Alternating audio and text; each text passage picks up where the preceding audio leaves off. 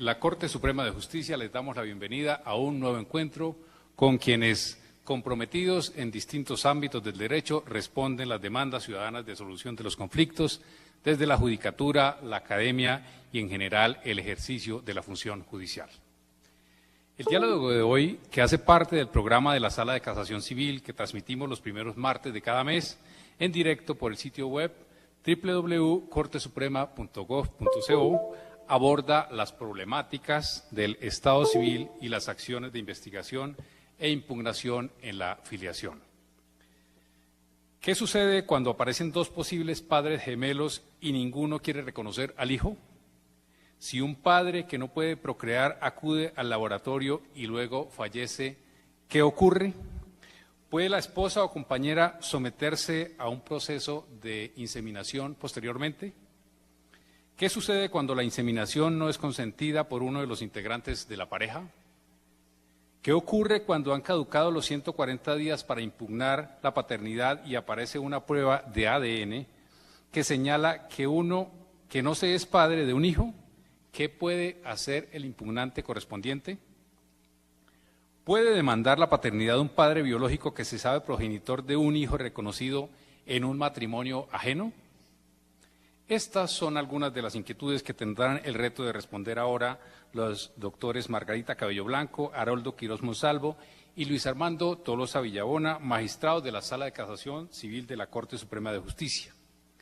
Ellos están acompañados aquí en el estudio por una invitada muy especial, la doctora Emilce González de Cancino, y el señor presidente de la Sala Civil Familia del Tribunal Superior de Bogotá, doctor José Antonio Cruz Suárez. La doctora González de Cancino es abogada de la Universidad Externada de Colombia, doctora en Derecho de la Universidad Autónoma de Madrid, directora del Departamento de Derecho Romano y del Centro de Estudios sobre Genética y Derecho de la Universidad Externada, conjuez de la Corte Constitucional, miembro de número de la Academia Colombiana de Jurisprudencia y miembro del Comité Internacional de Expertos de Jornadas y Seminarios de la Cátedra sobre Derecho y Genoma Humana. Autora de varios libros, ensayos y artículos sobre la especialidad que hoy trataremos. Vía teleconferencia también contaremos en directo con la participación y los aportes de los tribunales superiores de Barranquilla, Riohacha, Tunja y Mocoa. La señora juez quinta de familia de Cúcuta, doctora Socorro Jerez Vargas, la doctora Ginyola Blanco Rodríguez, decana nacional de la Facultad de Derecho de la Universidad Antonio Nariño, y la doctora Marta Fernández de la Universidad ICESI. En el auditorio contamos con la grata presencia de funcionarios empleados de la Corte Suprema de Justicia, magistrados del Tribunal Superior de Bogotá, entre ellos el doctor Iván Fajardo, la señora relatora de la Sala de Casación Civil. Recuerden que a partir de este momento pueden empezar a seguirnos vía streaming por nuestro sitio web cortesuprema.gov.co y empezar a formular sus inquietudes al Twitter @CorteSupremaJ. Buenas tardes, doctora Margarita Cabello. Tiene la palabra. Buenas tardes, un saludo especial a todos la rama judicial del país que se encuentra vinculada en este momento con este nuevo evento de diálogos judiciales. Ustedes saben que en este año 2017 los iniciamos, este es el tercer diálogo. Nuestra intención es discurrir hoy sobre un tema apasionante para todos, como es el relativo al Estado civil, las acciones de investigación o reclamación, las acciones de impugnación, en todo lo que tiene que ver con filiación y todos los temas relativos con este nuevo concepto que a partir de la Carta Política del 91, en su artículo 42, nos ha permitido entender que la filiación y la familia se conforman no solo por los hijos habidos en el matrimonio, por lo fuera de él, sino también por los adoptados y específicamente los procreados con asistencia científica, tema de mucha relevancia y trascendencia y que contamos hoy, y agradecemos su presencia, con la doctora Emilce González de Cancino, una abogada reconocidísima en el país y muy experta en estos temas, por lo cual para nosotros es importante darla y tenerla presente en este diálogo y para toda la rama judicial y el Poder Judicial de nuestro país. Nos acompaña también entonces, como había dicho Germán, José Antonio Cruz Suárez, Haroldo Quirós, uno de nuestros compañeros líderes en estos diálogos, y el doctor Luis Armando Tolosa, que está por llegar para acompañarnos también en este evento. Quisiéramos entonces, para entrar ya en forma y aprovechar el tiempo que nos hemos dado cuenta que es corto, a pesar de que es 1 hora y media, y queremos entonces aprovecharlo comenzando con el doctor Haroldo Quirós, y me gustaría, doctor Haroldo, que comenzáramos un poco hablando en sí de qué es lo que es la afiliación, cómo está clasificada, qué ha dicho la Corte sobre eso, y entremos un poquito en caliente para poder llegar y opinar sobre los diferentes puntos y divergencias que existen sobre este apasionado tema. Buenas tardes a todos y a todas, a todos nuestros magistrados de los diferentes tribunales del país, a todos nuestros jueces y juezas del país, a toda la comunidad jurídica, tanto abogados como estudiantes, defensores públicos, que a esta hora se enlaza con la página de la Corte a fin de seguir estos diálogos que estamos desarrollando cada mes, los primeros o segundos martes de cada mes, con los temas específicos.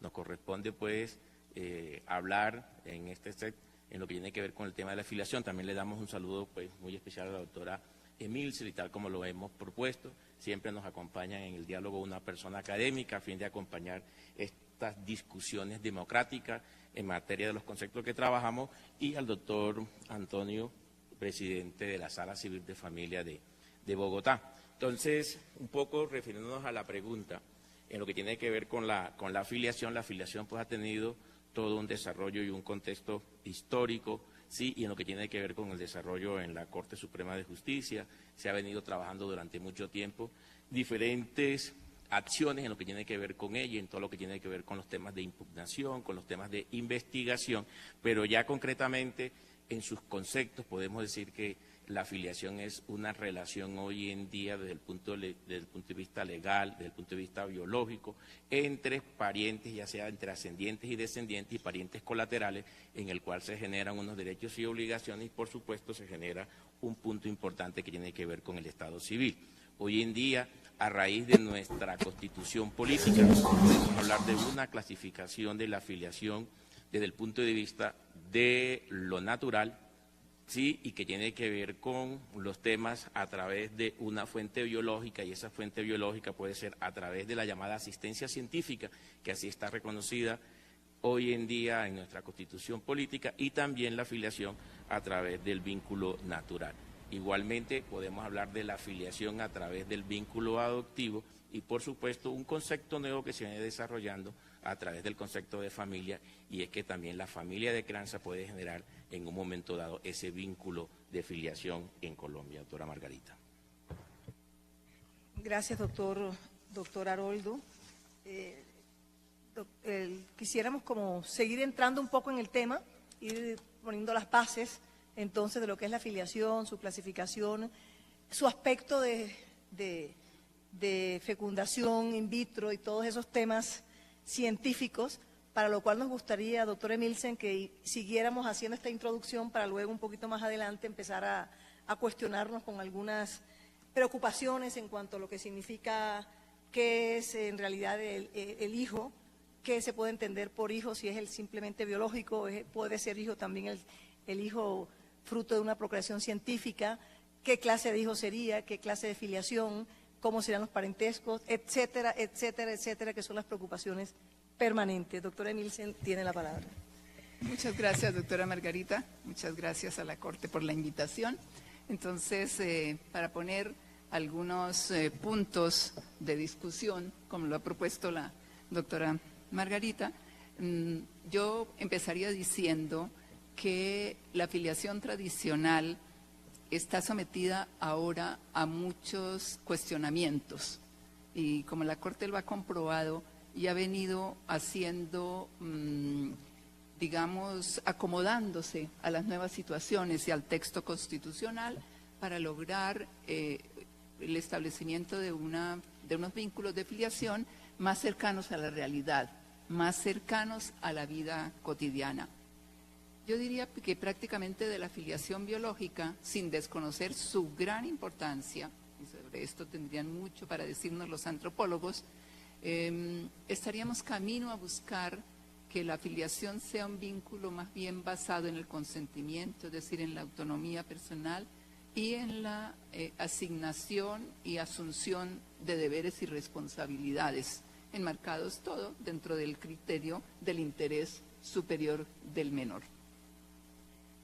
Yo pienso que el criterio puramente biológico hace agua, por ejemplo, cuando se emplean las técnicas de procreación humana asistida, en los casos en que la aplicación es heteróloga. Porque indudablemente tenemos allí la presencia de un donante, sea de óvulos, sea de espermatozoides, y esto para no meternos todavía con el caso más complicado de la donación de embriones. De tal manera que aquí se sabe a ciencia cierta que si, por ejemplo, estamos en una familia tradicional, necesariamente al haber un donante, uno de los padres no lo es biológicamente, no lo es biológicamente.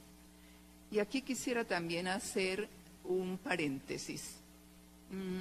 Si se pone mucho énfasis en la biología, nos metemos en estos problemas con las técnicas de reproducción y caemos en la tentación de decir también que donante y padre son como dos personas compitiendo por ocupar un solo puesto que debe ser el del padre. Y tenemos que tener claro que uno es el papel del donante y otro es el papel del padre. Otro es el papel del padre. Se ha querido tradicionalmente mantener, en los comienzos de las técnicas de reproducción humana asistida, se partía de la base del anonimato del donante. Tal vez un poco porque las técnicas se veían solo como un remedio a la esterilidad, porque solo se pensaba en la donación de esperma. La donación realmente de óvulos era prácticamente desconocida. Y a falta de otro criterio tradicional para ubicarla, estábamos tentados a mirarla igual que una donación de cualquier otro material del cuerpo. De hecho, fíjense ustedes que las primeras normas que tuvo Colombia con relación a este tipo de técnicas hacen parte del decreto 1546 del 98, que se refería justamente a la donación de órganos y tejidos con fines de trasplante. No se reconocían entonces las características específicas de la donación de gametos o embriones que tienen finalidades totalmente diferentes y no están, digamos, tan vinculadas a la cuestión puramente biológica, sino que envuelven grandes problemas sociales también y a la cuestión puramente terapéutica, como pasa en la donación de órganos. Sin embargo, de ese anonimato se empezó a ir hacia un anonimato relativo, primero por razones también de salud, necesidad de averiguar cuál era la ascendencia biológica para mejor diagnosticar, para buscar un mejor donante, etcétera, por razones de investigaciones penales, cuando el parentesco era una cuestión muy importante para agravar la pena o para tipificar el mismo delito. En razones de filiación, nunca obvio para establecer un vínculo de filiación con el donante. Sin embargo, actualmente ya son varios los países que han optado por una de dos posiciones. Una, lo que se llama donantes abiertos y donantes cerrados, que poniendo el énfasis en la voluntad del donante, le piden en el momento en que se haga la donación de óvulos o de espermatozoides, le piden si desea que sea conocido, desea ser conocido por el niño que pueda nacer de allí o no, o por el levantamiento del donante, del anonimato, como lo hizo, por ejemplo, el Reino Unido a partir del 1 de abril de 2005, de manera que los donantes no pueden permanecer anónimos, lo que no significa que el niño tenga la obligación de conocer el donante, sino que hay un registro de donantes y el niño que ha nacido mediante la aplicación de estas técnicas puede entonces acceder a esos datos del donante. Un caso específico muy criticado, digamos, en Europa es el alemán, que allí a partir de que no se acepte el anonimato del donante, el supuesto donante, el que llegue a aparecer en contravención con la ley, no puede pedir que su nombre no sea inscrito en el registro civil, de tal manera que es él el que va a aparecer también como padre legal. Ahora, este camino hacia levantar el anonimato del donante, ir hacia el conocimiento del donante o la posibilidad de que el hijo conozca, el hijo biológico, no significa que se puedan establecer vínculos de filiación con él. Normalmente las leyes lo prohíben expresamente por distintos motivos. Entonces, volvemos a aquello, es una cosa que el niño conozca, el donante, pero ocupe su puesto como donante. Mientras que el vínculo de filiación establecido legalmente por los caminos que están en cada ordenamiento conserve su papel de padre. Es decir, a verlos como complementarios, pero no establecer una filiación con el donante. Sin embargo, ha habido casos, especialmente en el Reino Unido, en que ha habido alguna condena, similar a una condena por alimentos para un donante conocido, pero porque lo han hecho a la aplicación de las técnicas y la donación misma por caminos distintos de los legales.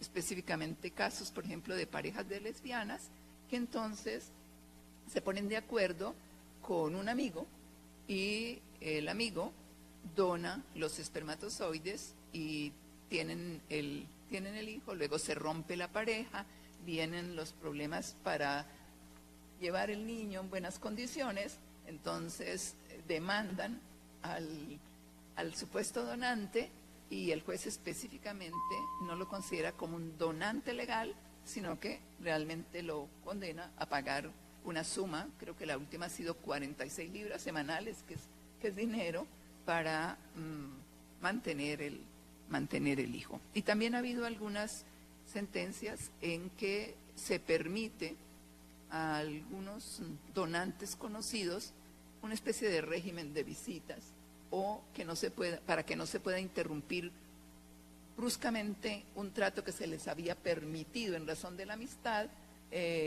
hasta un momento dado, y en ese momento no se les permite ese trato, pero establecimiento de los vínculos de filiación no.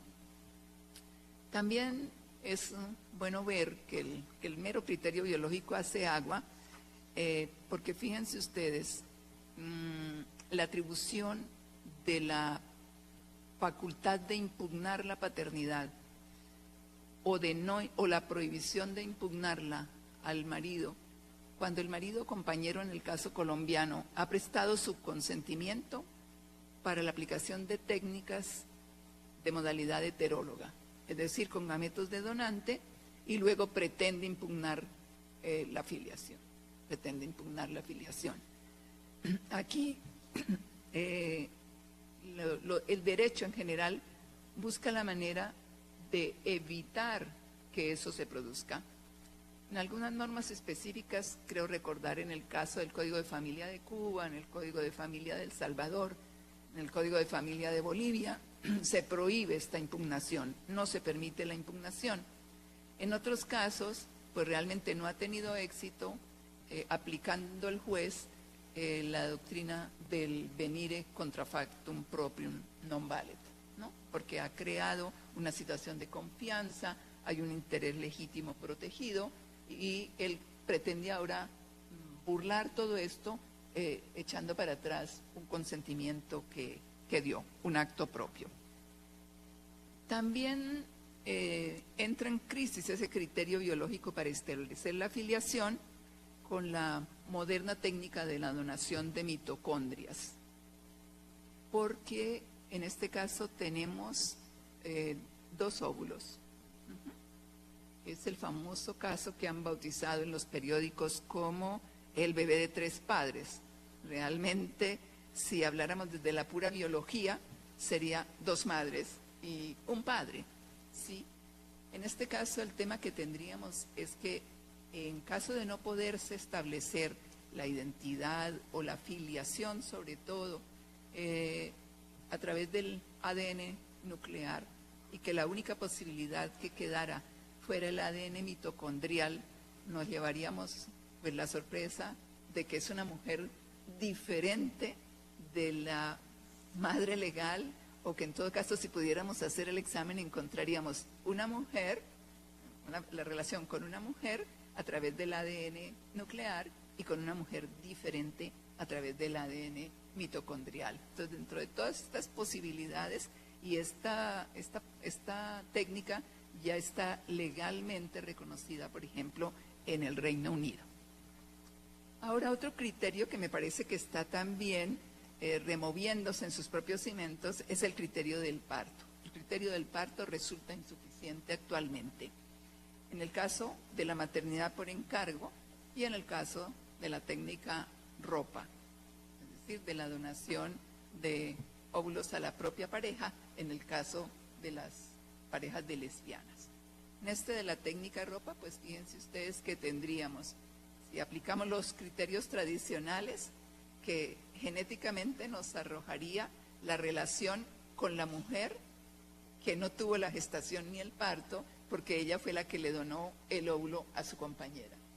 Entonces, y en el caso de la maternidad por encargo, y diríamos que un caso ejemplar que nos muestra las dificultades, lo tenemos en el caso reciente de la tutela en el que la Corte Constitucional usó los nombres de Antonio Basanio.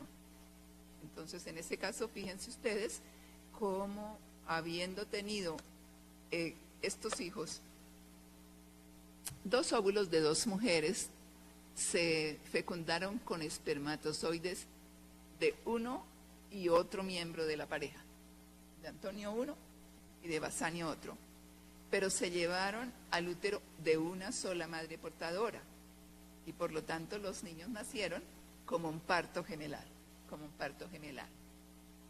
Pero como esto se llevó a cabo en California, donde es completamente legal, no hay nombre de mujer, no hay nombre de madre. Es decir, ese criterio del parto nos resulta ahí completamente insuficiente. Y criterio biológico, criterio del parto, etcétera, sobre todo a medida que se van reconociendo las uniones, los matrimonios, etcétera, entre parejas del mismo sexo, pues van quedando cada vez más estrechos, más insuficientes, y son las grandes tareas que les tocan a jueces tan acuciosos como ustedes, que llaman a un diálogo sobre estos temas y que ya han tenido que pronunciarse al respecto en muchas ocasiones. ¿Te parece? Bueno, gracias. Gracias, doctora. Como pueden observar, el tema es interesante desde todo punto de vista y preocupante en buscar las soluciones adecuadas para dar la justicia material en cada una de estas situaciones que ya se están presentando en diferentes lugares y juzgados de nuestra patria, Colombia. Doctor Tolosa, bienvenido. Agradecemos que siga acompañándonos y liderando estos diálogos judiciales. Se me ocurre preguntarle un tema que ha sido también objeto de grandes debates al interior de la Sala Civil de la Corte Suprema de Justicia y es el siguiente: ¿qué hacer con el concepto de cosa juzgada y seguridad jurídica en las sentencias de paternidad declaradas? ¿Qué está ocurriendo en este tema? ¿Qué pasa con la caducidad? Pareciera en principio que la Corte Constitucional en sus decisiones, cuando ha permitido ese concepto de actualización de la caducidad y del tiempo, a raíz de que el momento de que el interés jurídico para demandar la afiliación, la reclamación o la reimpugnación sobre todo, nace a partir de que se tiene a la mano la prueba de ADN y se revitalizan, podríamos decir así, los tiempos que ya han estado caducados. ¿Qué hacer con sentencias en donde ya están proferidas y hay una reclamación, una impugnación de paternidad? ¿Cómo manejamos el tema de seguridad jurídica frente a sentencias que han negado o declarado la paternidad de un momento determinado? Buenas tardes para todos los asistentes aquí a esta aula, en este auditorio del Consejo Superior de la Judicatura, para todos los internautas y asistentes a las diversas salas de los tribunales y del Consejo de la Judicatura en los distintos distritos por el interés que han puesto y en estar atentos a estas charlas, y del mismo modo aquí a los panelistas hoy, a la doctora González de Cancino por habernos acompañado y por la fuerza que han puesto la doctora Margarita Cabello en estar atenta a activar este diálogo de la Corte con los jueces, con los funcionarios judiciales, con la comunidad académica y la cultura jurídica, y lo mismo al doctor Haroldo Quirós, que no deja de estar impulsando este asunto. Y bienvenido, doctor Antonio Cruz, a acompañarnos aquí en estas charlas y la Sala de Familia del Tribunal de Bogotá. La doctora Margarita Cabello plantea un tema que ha sido relevante en estas materias de acciones de Estado, acciones y básicamente tanto en las acciones positivas como en las acciones negativas, tema trascendente ahí, y ha sido muy polémico tanto, sobre todo en la Sala de Casación Civil y en la Corte Constitucional, y por supuesto para los jueces del país, los jueces de familia en esta área, los jueces promiscuos de familia y los tribunales, tanto en las acciones positivas de investigación de la paternidad, aquellas que procuran obtener el apellido, los apellidos del hijo y de insertarse en la familia biológica, como en las acciones negativas de impugnación, las que tratan de reprochar, de atacar un estado civil determinado y concretamente la paternidad o la maternidad. El tema ha sido, sobre todo a partir de la Constitución de 1991, bastante debatido y tiene que ver con los aspectos realmente, el debate que viene planteando y los puntos que realza aquí la doctora González de Cancino. Los jueces y sobre todo hemos venido viendo, y la comunidad jurídica en el país, el tema del parentesco, lo vemos, y la reclamación o el ataque contra las acciones positivas o negativas, impugnación o de reclamación, llámense investigación o filiación extramatrimonial, impugnación de la maternidad o impugnación de la paternidad, han sido asumidas por la judicatura y por la academia en el país, y sobre todo cuando se trata de controversias judiciales desde la perspectiva del imperativismo científico, desde la perspectiva de lo biológico. Y esto se ha traducido en un resquebrajamiento fuerte y de la cosa juzgada. Con la Ley 75 de 1968 y sobre todo con las leyes que imponen en Colombia y en otros países la práctica de la prueba de ADN y los distintos sistemas que ha ido indagando la ciencia para conquistar y obtener la verdad, en ese tire y afloje por saber quién es el verdadero padre, por obtener o la maternidad, ese apellido, ¿sí? Nos hemos introducido exclusivamente y les hemos sobrevalorado ese vínculo de naturaleza biológica.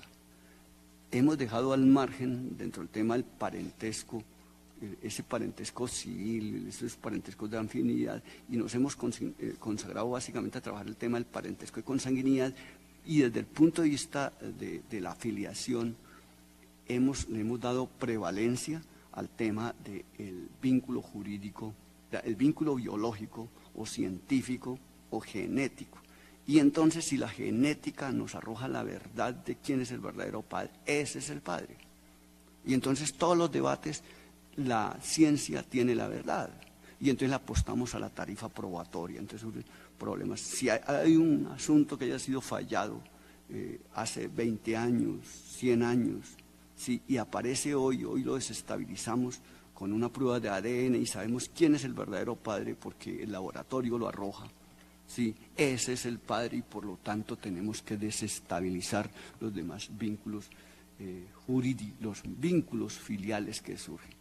Entonces, ha sido los jueces, la judicatura y en Colombia, tanto la Corte Suprema de alguna manera y fundamentalmente la Corte Constitucional, sí, han tenido, sobre todo desde el 90 al 91, si lo vemos en las sentencias, una apuesta directa y fuerte por decir únicamente la verdad, es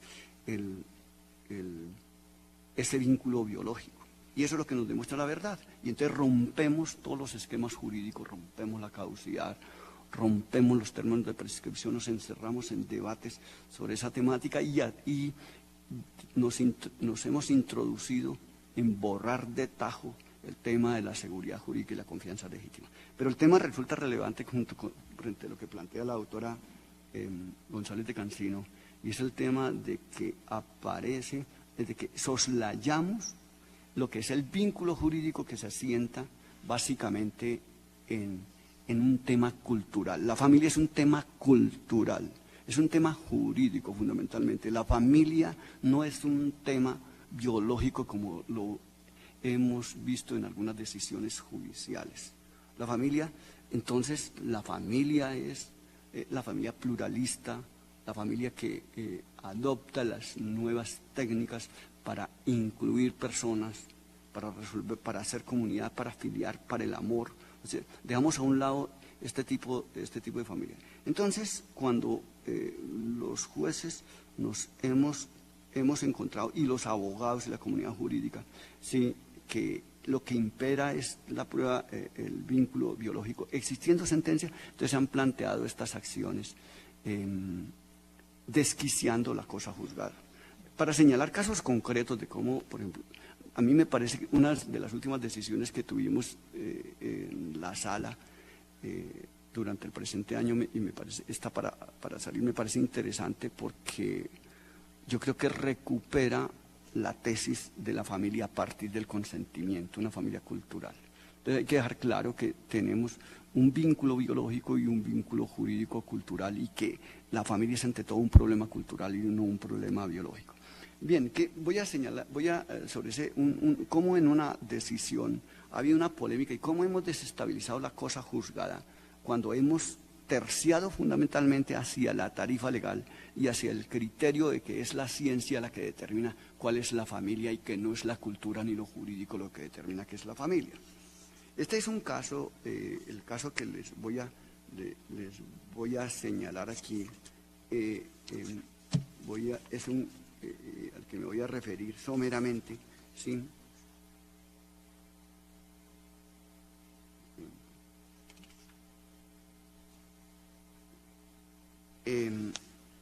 Es un caso, voy a referirme concretamente a una sentencia que me parece llamativa en el punto.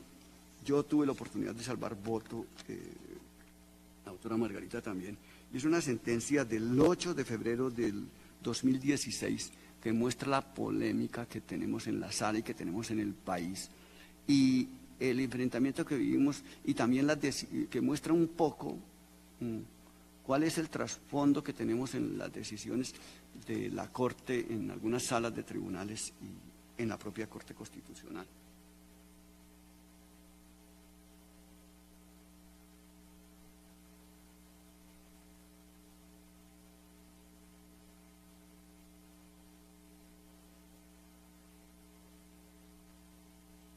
Mire, esta es una sentencia del 8 de febrero del 2016, y para quienes tienen la posibilidad de accesar a la jurisprudencia de la Corte, los invitamos que investiguen la jurisprudencia de la Corte Suprema de Justicia. Es una historia muy rica de más de 120 años y que no la conocemos nosotros. Hay unas decisiones trascendentales y muestra lo que es el país.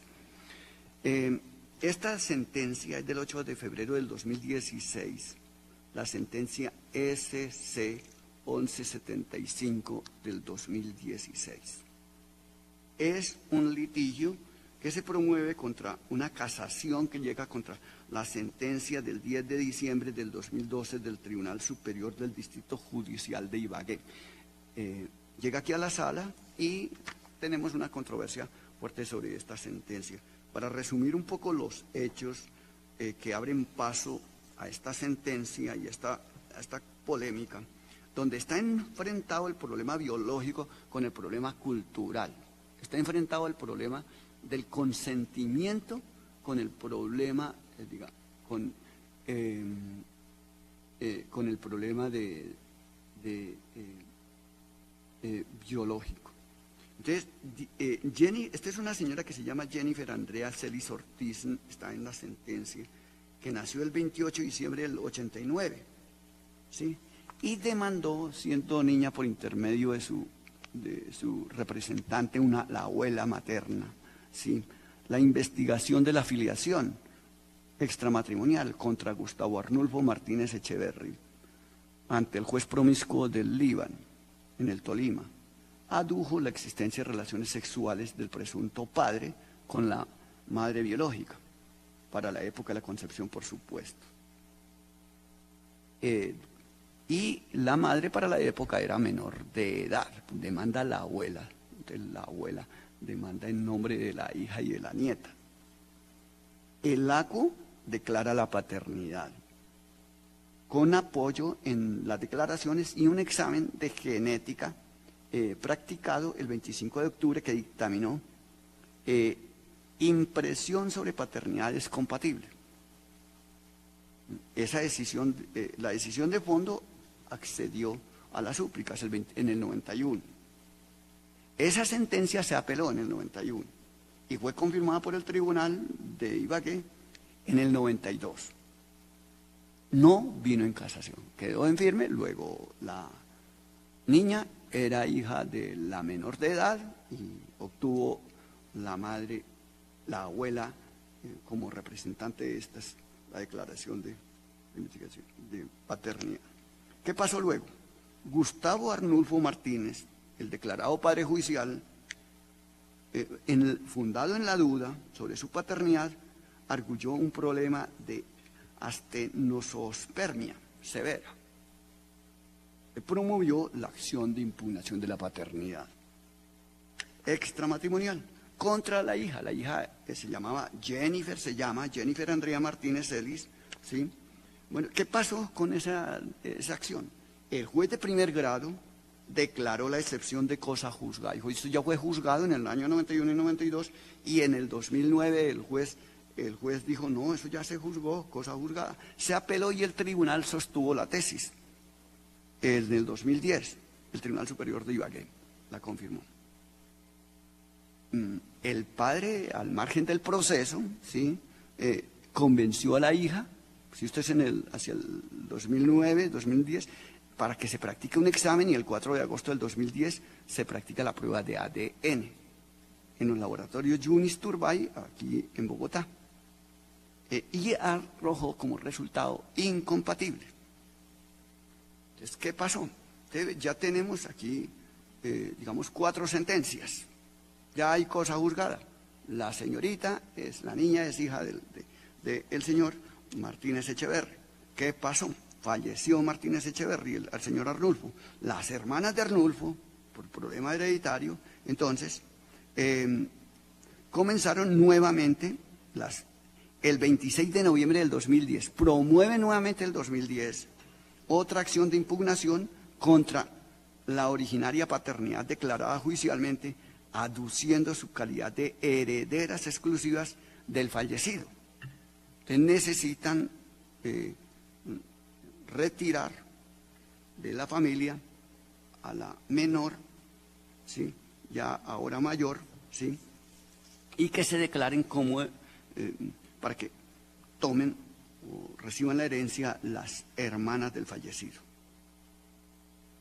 Las 2 instancias negaron las súplicas. El 27 de octubre del 2011, el juez de primer grado declaró probada la excepción de cosa juzgada, y el tribunal en el 2012, ¿sí?, también confirmó. Entonces, fíjense que tenemos ya 3 sentencias del tribunal, 6 sentencias, digamos, con esta.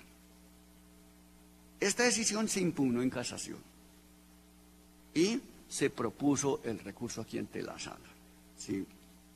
La sala casó integralmente el fallo la sala mayoritaria y casó en ese fallo que les he señalado el 8 de febrero del 2016.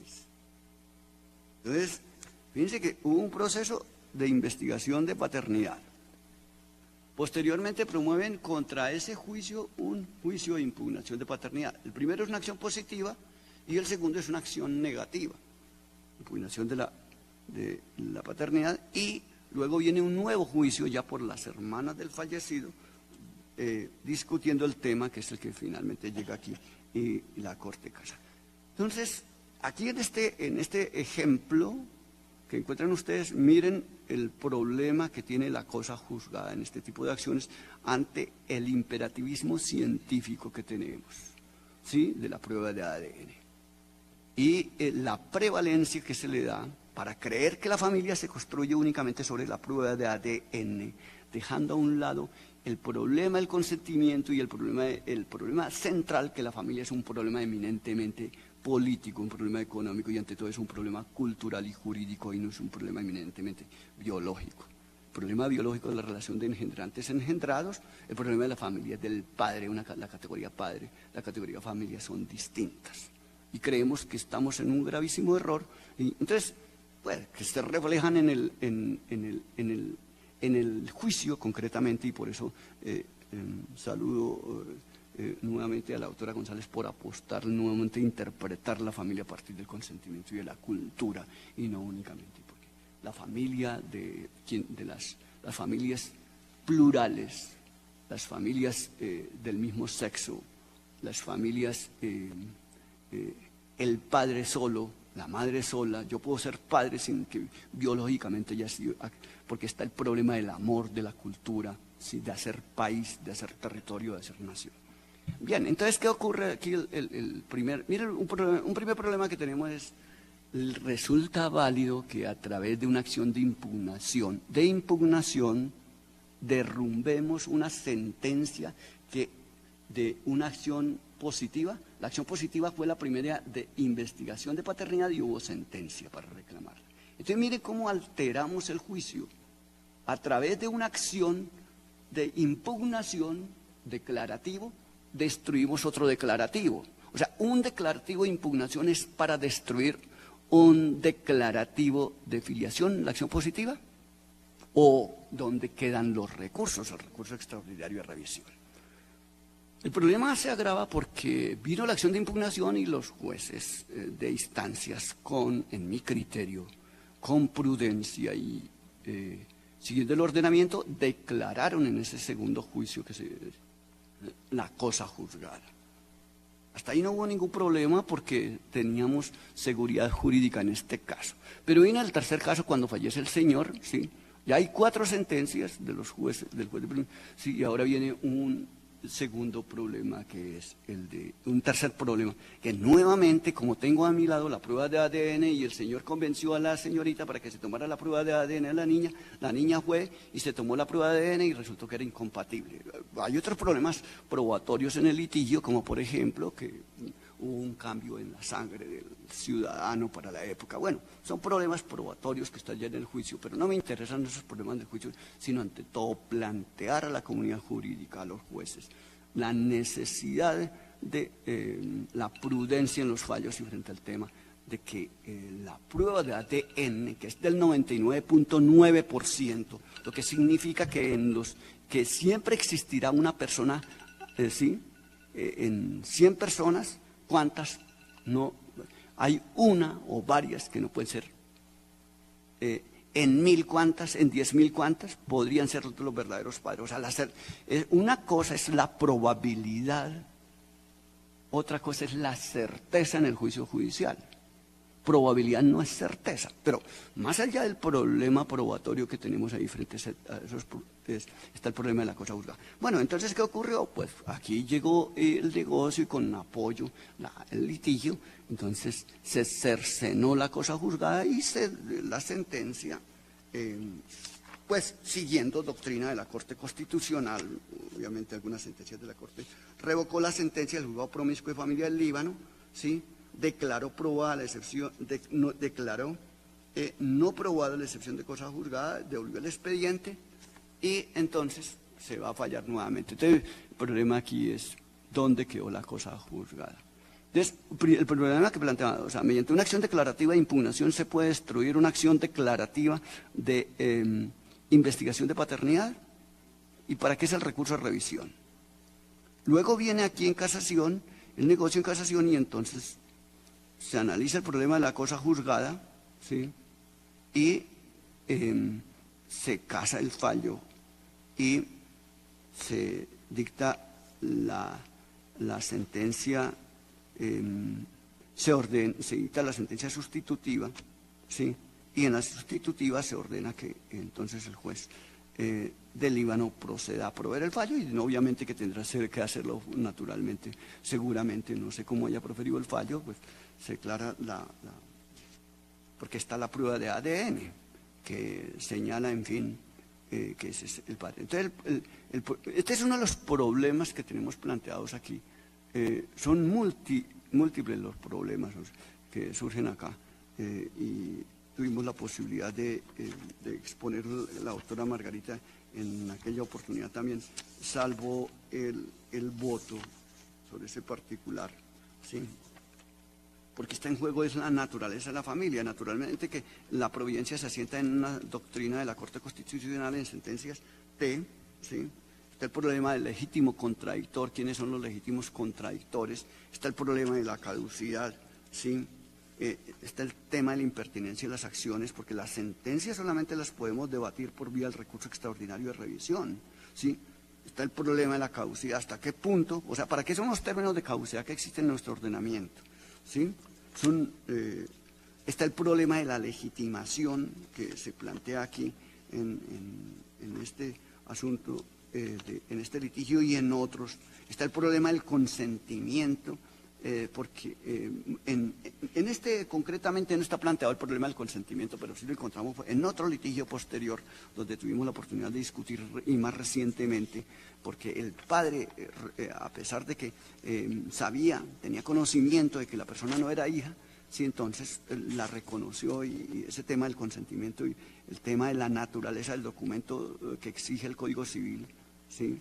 El tema sociocultural que tenemos allí. En fin, quiero señalarles que saludo que en la academia se esté trabajando, e invitamos a reflexionar sobre estos aspectos, sobre el problema que tenemos frente a la cosa juzgada con relación a cuando apostamos directamente por una prueba que solamente tiene un criterio de probabilidad y no certeza, o por el imperativismo científico, y dejamos a un lado y marginamos las demás formas de familia. Muchas gracias. Muy amable, doctor Tolosa. Entonces, fíjense que queda en el ambiente una sentencia ya de la Corte Suprema de Justicia con algunos salvamentos de voto, donde permite que mediante una acción de impugnación se permita derruir una sentencia declarativa dentro de un proceso de reclamación de paternidad donde se declaró esa paternidad.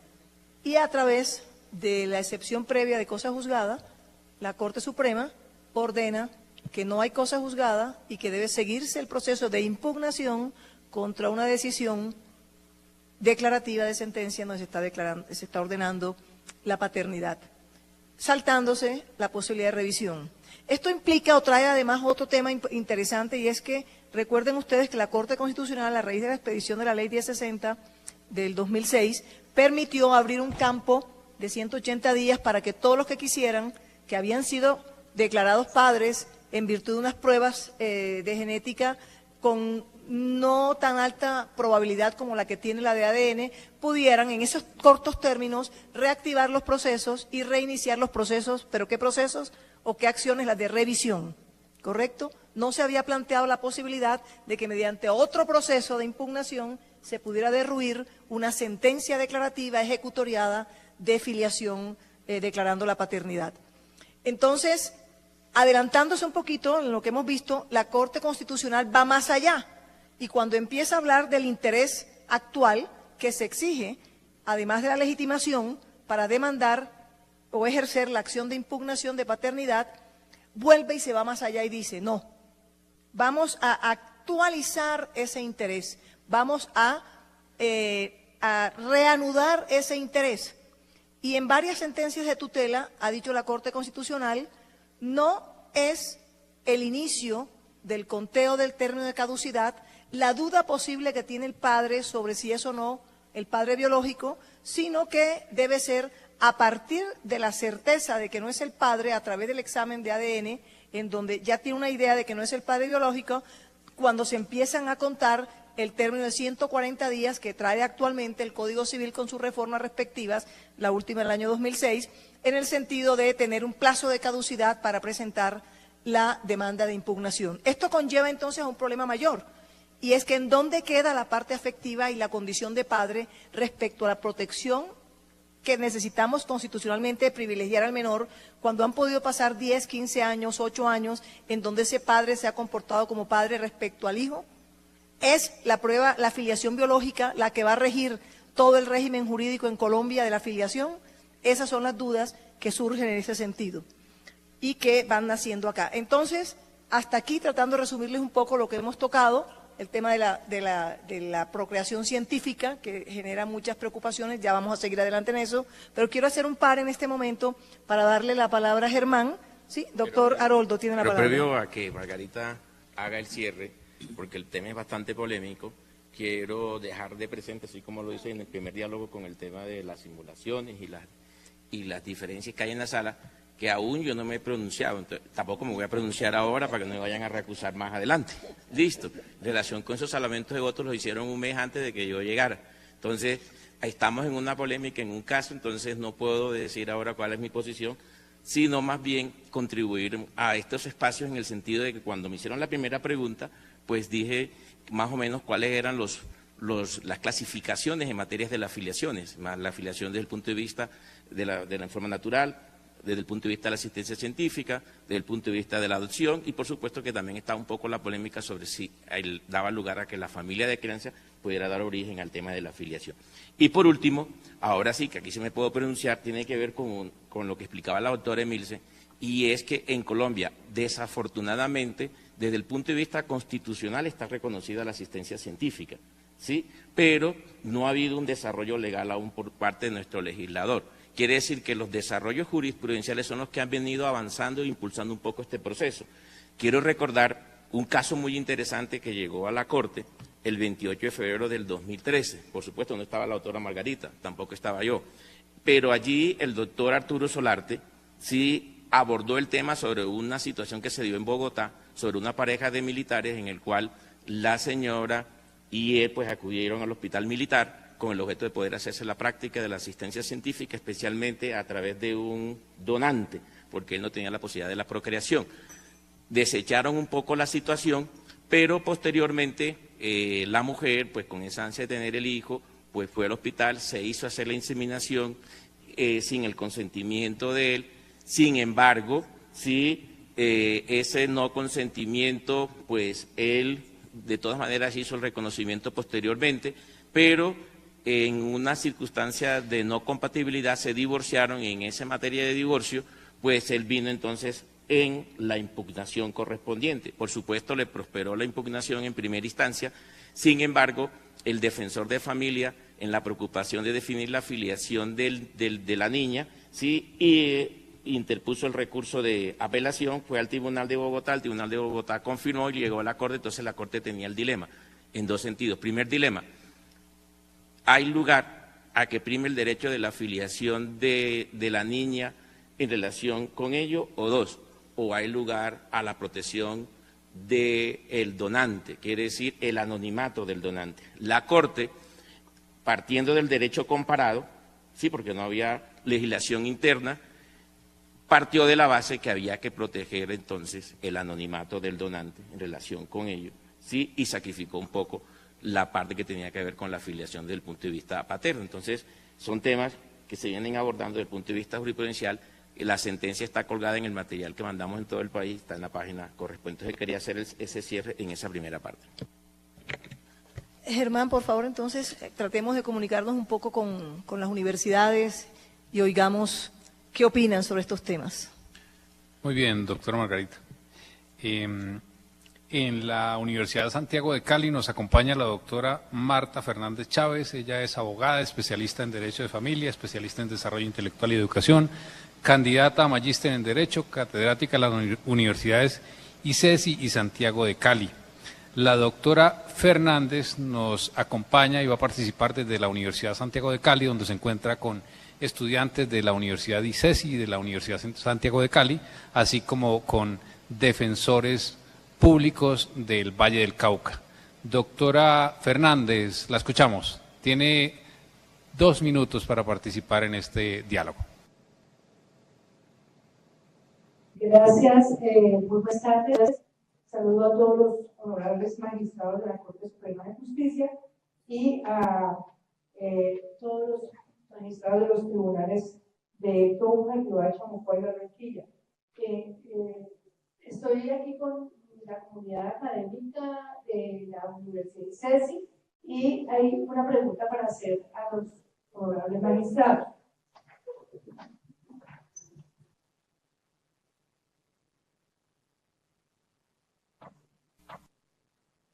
Bueno, la pregunta que queremos hacer es, en la sentencia, de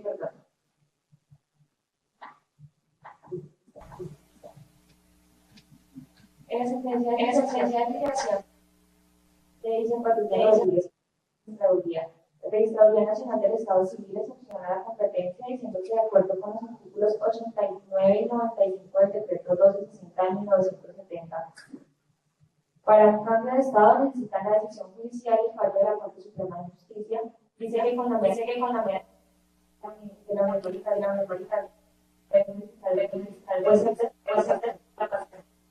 pregunta de Doctora Fernández, por favor, ¿nos resume usted la pregunta que nos hacen desde la Universidad de Santiago de Cali? A usted sí la escuchamos, es que no tenemos retorno. Entonces, si la doctora Fernández, por favor, nos resume la pregunta que acaban de hacer desde la Universidad de Santiago de Cali.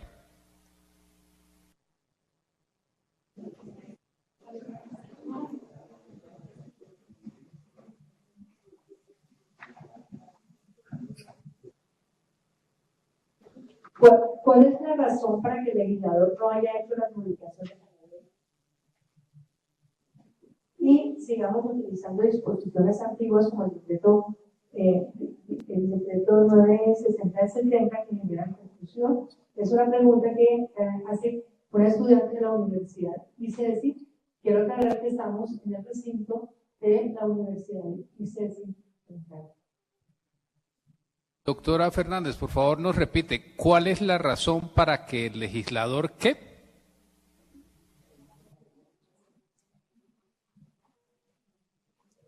¿Cuál es la razón para que el legislador utilice normatividad tan antigua como es el decreto 1260 del 70 que genera confusión para los estudiosos del derecho? Muy bien, muchas gracias. Yo creo que la pregunta gira alrededor de por qué el legislador no ha entrado a expedir el desarrollo normativo que tiene que ver con todos estos temas nuevos que hacen referencia un poco a la explicación que hacía la doctora Emilce, que tiene que ver con el tema de la asistencia científica. Creo que el legislador se ha demorado un poco en eso.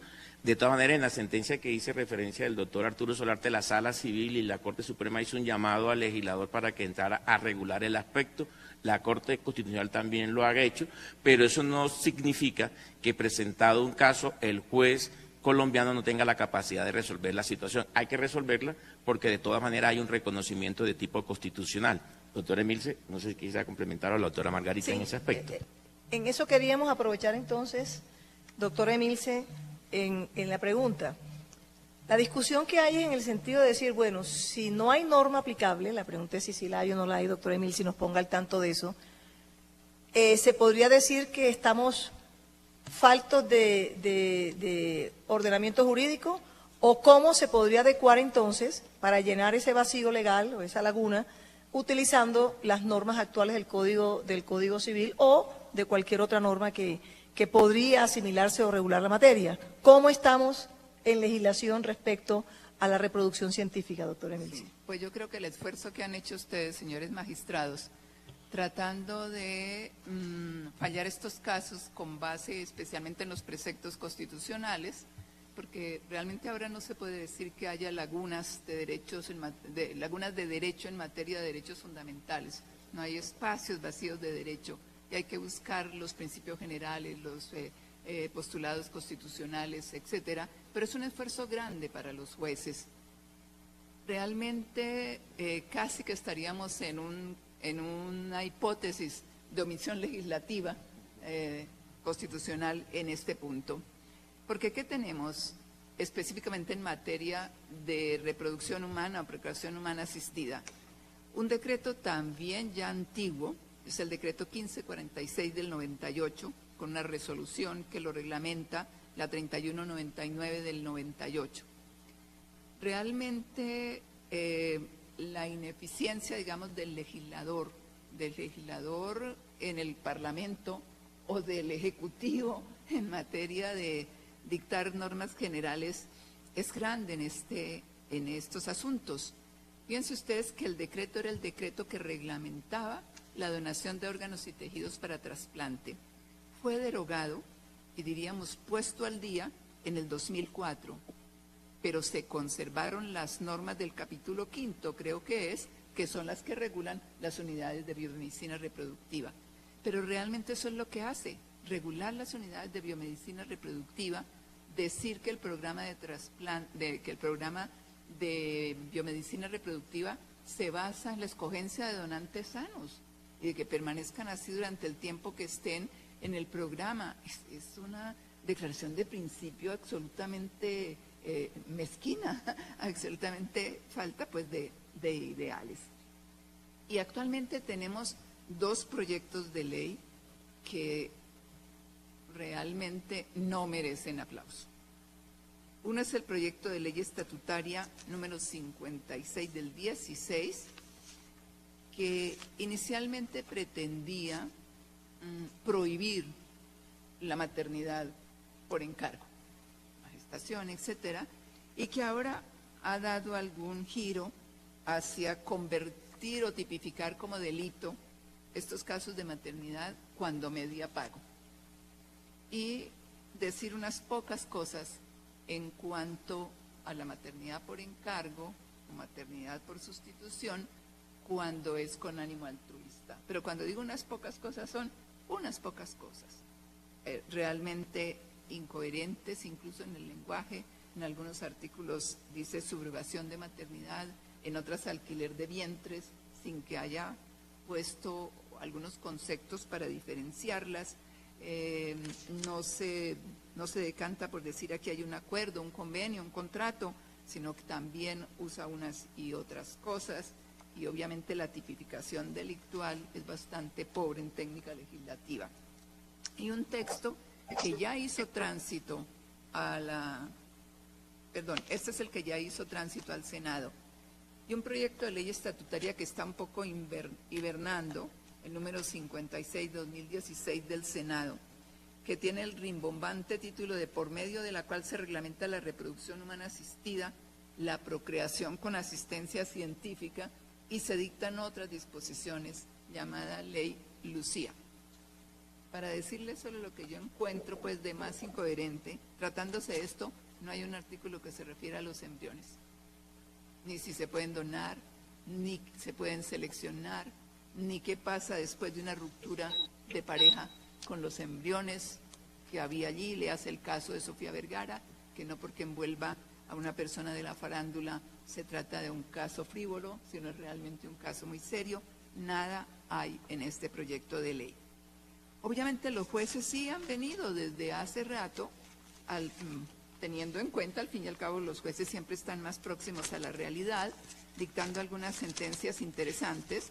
Recuerdo ahora una sentencia ya antigua de un juez de familia de Bogotá, confirmada por el Tribunal Superior de Bogotá, al que subió para consulta, porque los herederos indeterminados habían sido representados por curadora ad litem, y se trataba de dos gemelos que habían nacido fuera de los plazos establecidos por el Código Civil.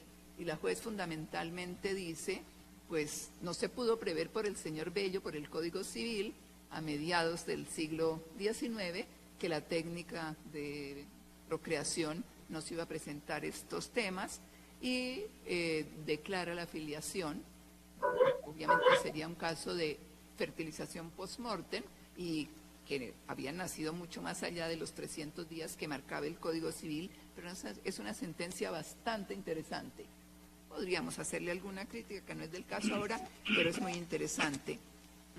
Hay, en cambio, por ejemplo, una sentencia de un juez de Barranquilla en que niega la posibilidad de que una mujer que vivía en una unión estable con un ciudadano español pudiera utilizar los gametos de su compañero premuerto para desarrollar ese plan de vida que tenían los dos y de tener hijos. Está obviamente las sentencias de la Corte Suprema, pues no las cito porque ustedes las han citado y las han puesto en la página. Las sentencias de la Corte Constitucional, especialmente aquella de 2009, en que exhorta al legislador a dictar una ley con algunos lineamientos que ella le marca para reglamentar los contratos de maternidad subrogada o maternidad por encargo. Y el Congreso, como a todos nos consta, le ha hecho el mismo caso que cuando lo exhortó a hacer la ley sobre el derecho a morir dignamente. Sí. Gracias, doctora Emilce. Seguimos, doctora Margarita. Seguimos, Germán, con universidades. Muy bien, doctora. Doctora Margarita, vamos entonces, tenemos un par de minutos para la participación de la Universidad Antonio Nariño.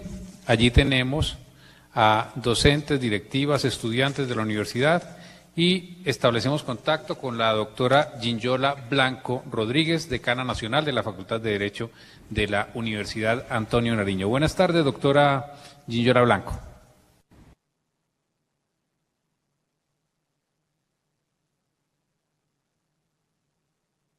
Universidad Antonio Nariño, entonces. ¿La tenemos? Sí, ¿quién nos habla desde la Universidad Antonio Nariño? ¿Aló? ¿Nos oye? Ah, sí nos oye. Muy buenas tardes a la Corte Suprema. Agradecemos nuevamente la invitación a los magistrados y a la doctora Emilce por la exposición que ha realizado. Estoy con mis profesores de familia y algunos estudiantes de la facultad y el profesor Johnny Torres quiere formular la siguiente pregunta. Bueno, muchas gracias y agradezco la oportunidad. La pregunta es la siguiente. En atención a los pronunciamientos jurisprudenciales respecto a las familias de crianza, ¿cree esa alta corporación que existe un marco jurídico aplicable en la actualidad a los hijos de crianza respecto a su filiación y a sus efectos jurídicos frente al parentesco?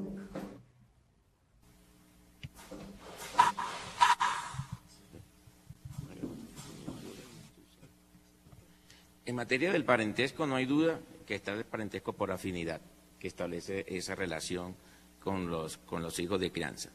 Igualmente el Código de Infancia y Adolescencia también trae un artículo respectivo a la familia solidaria que tiene que ver con ese tema. El artículo 42, cuando habla de las fuentes de la familia y el vínculo jurídico, y dentro de esa voluntad responsable, allí también encontramos un respaldo de esa familia de crianza. Y por supuesto, ha venido habiendo un desarrollo jurisprudencial, no solamente por parte de la Corte Suprema de Justicia, tal y cual como lo explicaba el doctor Luis Armando Tolosa, sino también el Consejo de Estado en algunos pronunciamientos de reparación directa hablado de la familia de crianza y por supuesto la Corte Constitucional también ha venido haciendo un desarrollo de tipo jurisprudencial en esa materia. Sí. Miren ustedes, simplemente para complementar un poquito cómo en algunos temas, por ejemplo en los temas de responsabilidad, se tiene en cuenta la familia de crianza. La preocupación nuestra es más en este momento, en este diálogo, respecto a la familia, al hijo reconocido, hijo o hija, reconocido voluntariamente por el padre, y hasta qué punto se podría hablar de su impugnación posterior en reconocimiento de hijo, o al hijo declarado judicialmente como tal y luego impugnado en virtud de unas pruebas de ADN que evidentemente hacen ver dentro de alto grado de probabilidad que ese hijo no es el padre que él creía que era su padre biológico, no lo es.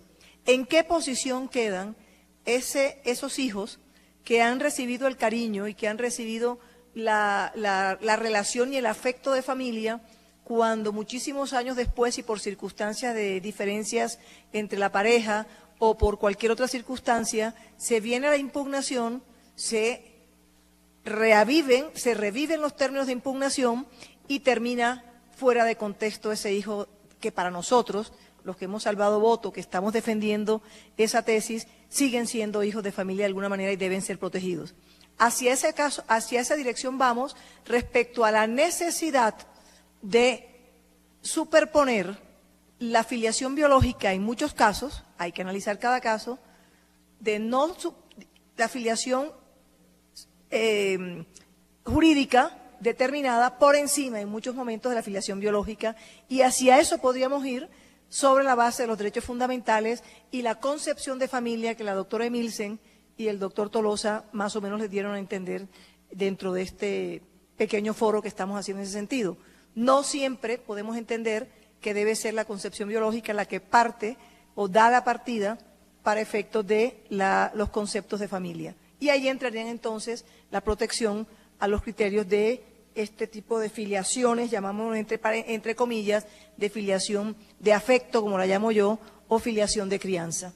Hacia eso vamos, utilizando todos estos derechos fundamentales constitucionales que nos podrían dar pauta, si sabemos aplicar jurisprudencialmente los criterios, en virtud de la poca configuración legal que existe, lo cual nos obliga a cumplir con las reglas de integración del ordenamiento jurídico de una mejor manera que favorezca, aplicando de esa manera esa integración del ordenamiento jurídico, llenando las lagunas o los vacíos, hacia la orientación de lo que la cultura y la realidad social nos está mostrando. Sí, doctor Germán, yo creo que podríamos también oír un poco a jueces, tribunales, sí, señor, a ver qué está pasando. Muy bien, doctora. Muchas gracias a la doctora Ginyora Blanco y al profesor Torres y a los demás profesores de la Universidad Antonio Nariño. Ahora, con nuestro saludo y nuestra solidaridad especial para el Tribunal Superior de Mocoa, por la tragedia que sufrió esta ciudad, saludamos al doctor Isa Rafael Ulloque Toscano, presidente del Tribunal Superior de Mocoa. Doctor, buenas tardes. Buenas tardes, de parte del Tribunal Superior de Mocoa, le damos agradecimiento de manera especial a la doctora Margarita Cabello Blanco por esta invitación en cuanto a los temas que tienen que ver en esta videoconferencia del tema de filiación. Más que todo, no tenemos una pregunta, pero sí una reflexión que tiene que ver con la sentencia del 8 de febrero del 2016, por cuanto consideramos que hay una evidente vulneración del derecho al debido proceso y sobre todo a los principios de la cosa juzgada y de la seguridad jurídica, por cuanto tal como lo han expresado los conferencistas en esta tarde, pues se ha violado por lo menos el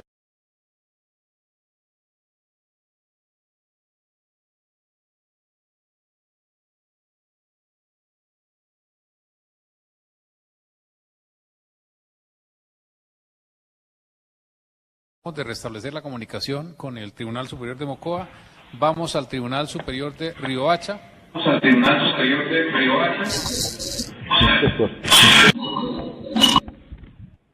Aló. En Riohacha nos acompaña el doctor Roberto Arévalo, magistrado de la Sala Civil Familia Laboral. ¿Quién nos habla en Riohacha? Magistrado de la Sala Civil Familia Laboral de Riohacha. Roberto Arévalo Carrascal. O sea, la pregunta va dirigida a establecer la situación planteada por la doctora Margarita, en el sentido de que el hombre que a ciencia y paciencia reconoce como hijo a quien sabe que no lo es, entonces se podría aplicar a él el principio de derecho que nadie puede alegar a su favor su propia torpeza. Cuando se ha partido, pues, de su propio conocimiento de que no lo es, y porque de pronto entabló una relación con la persona que ya tenía ese hijo, y viene y lo reconoce. Ahí ni siquiera pues, podríamos entrar a establecer un punto de partida para contabilizar términos de caducidad, porque él desde el mismo momento en que lo está haciendo sabe que no es el padre, de una manera tajante y absoluta. Entonces, ¿cómo proceder a una situación de esa ante lo que se está planteando en la sentencia del 8 de febrero del 2016, donde se está dando por sentado la situación de la inexistencia de cosas juzgadas ante los eventos en que se han tramitado esta clase de acciones? Esa es mi inquietud. Sí, tal vez. Doctor Margarita.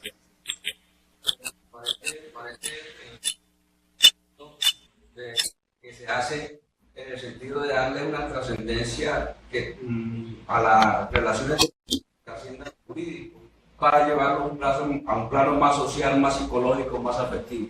Eso me llamó la atención del planteamiento que se hizo esta tarde. Gracias.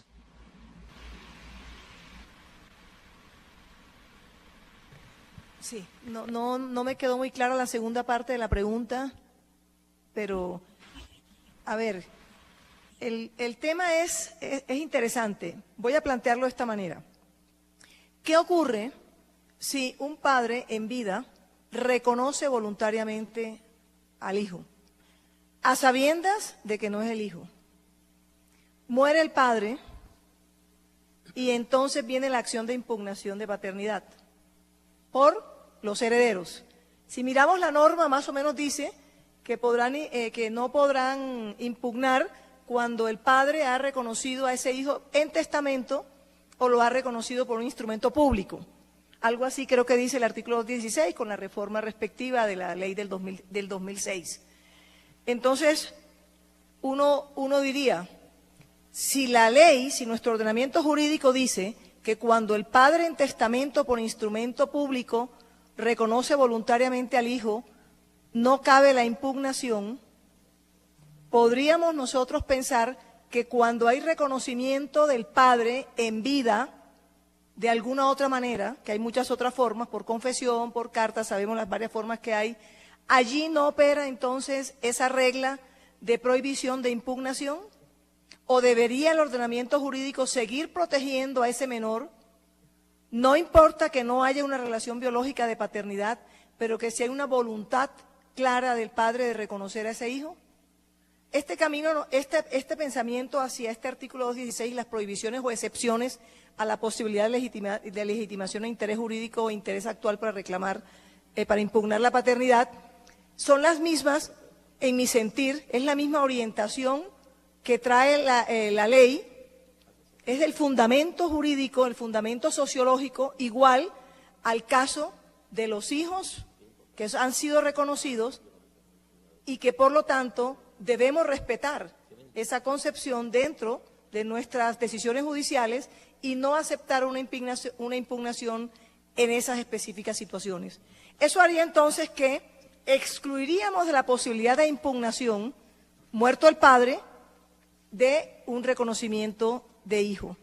Eso además ha ayudado por aquella regla que traía ya la ley 75 del 68 y la ley 45 del 36 respecto a la prohibición de revocabilidad del reconocimiento.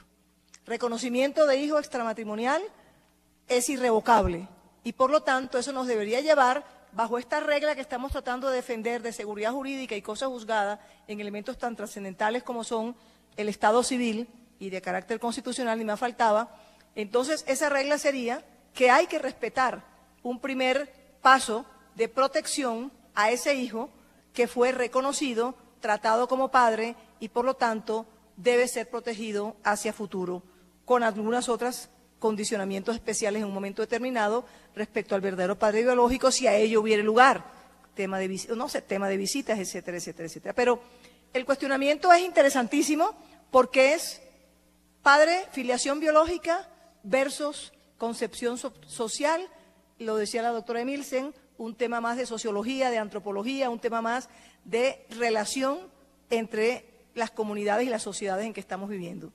¿Hacia dónde vamos? Pues a luchar por esa concepción, mientras nuestro legislador nos da unas pautas más claras y más concretas en ese sentido.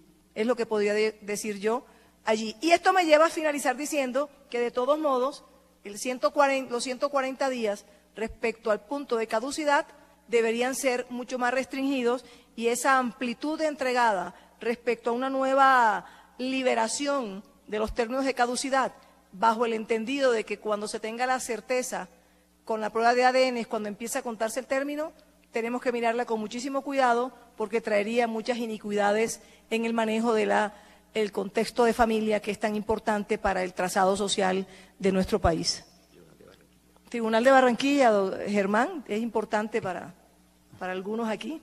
Muy bien, sí señora. Si le parece, doctora Margarita, antes de ir a Barranquilla y a Tunja, dejamos concluir a Mocoa. Mocoa, ¿nos escucha? En un minuto para Mocoa para concluir. Sí, señor. Para concluir, en el sentido de que nos parece que hay una violación al derecho fundamental del debido proceso por cuanto echaron de menos el recurso de revisión en lo que tiene que ver con la sentencia del 8 de febrero del 2016. Y a mi juicio parecería que los afectados podrían iniciar una acción constitucional de tutela para efectos de hacer menos gravosa la situación. Es una reflexión simplemente. Gracias. Muchas gracias, doctor. Vamos entonces a Barranquilla con la doctora Luz Miriam Reyes Casas, presidenta de la Sala Civil Familia del Tribunal Superior de Barranquilla.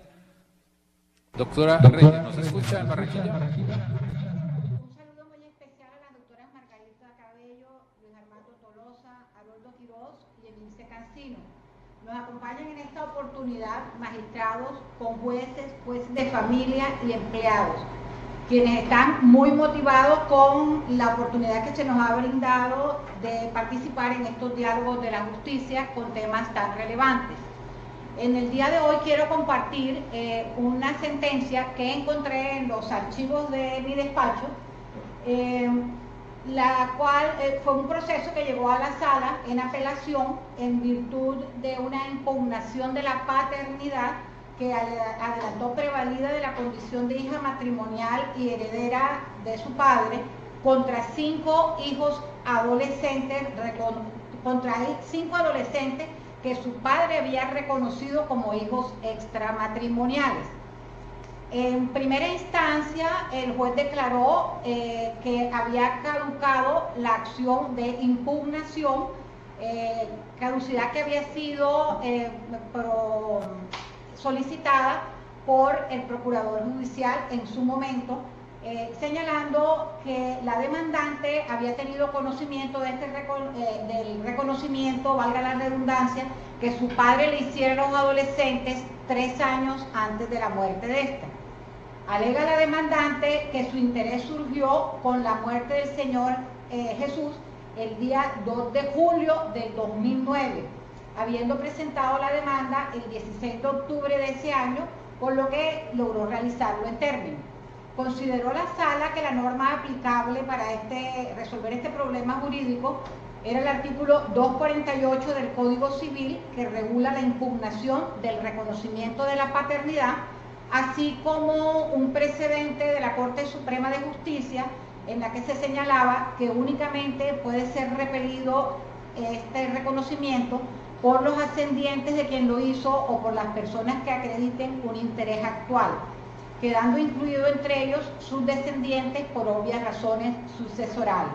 Decantado al anterior, llega entonces la sala a la conclusión de que no ha operado la caducidad, pero como igualmente se habían acumulado las acciones de investigación, y entonces tenemos que aclarar que eran 5 adolescentes, 3 de una madre y 2 de otra.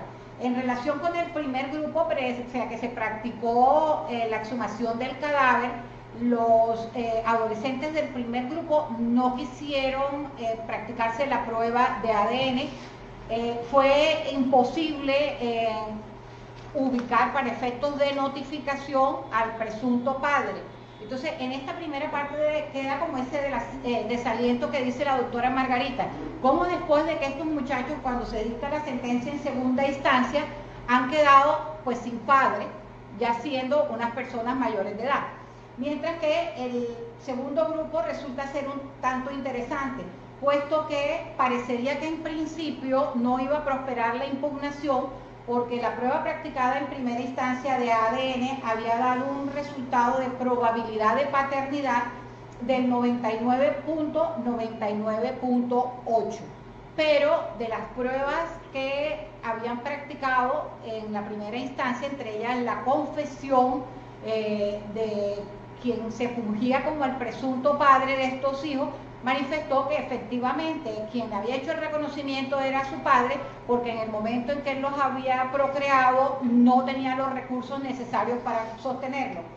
En la segunda instancia se practica entonces oficiosamente de nuevo la prueba de ADN, arrojándole para el verdadero padre un resultado de 99, 99, 99, 99.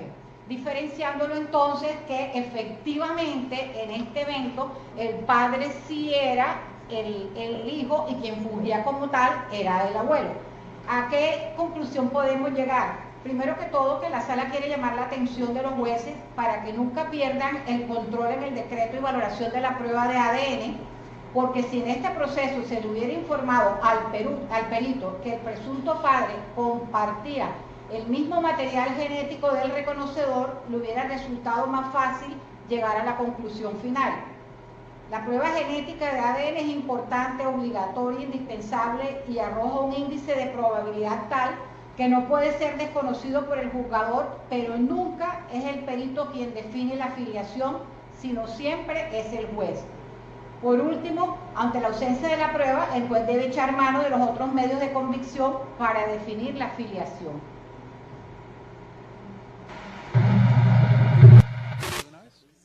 Muchas gracias, doctora Luz Miriam Reyes, desde Barranquilla, por este importante aporte. Ahora saludamos a la doctora María Julia Figueredo, presidenta de la Sala Civil Familia del Tribunal Superior de Tunja. Doctora María Julia, buenas tardes.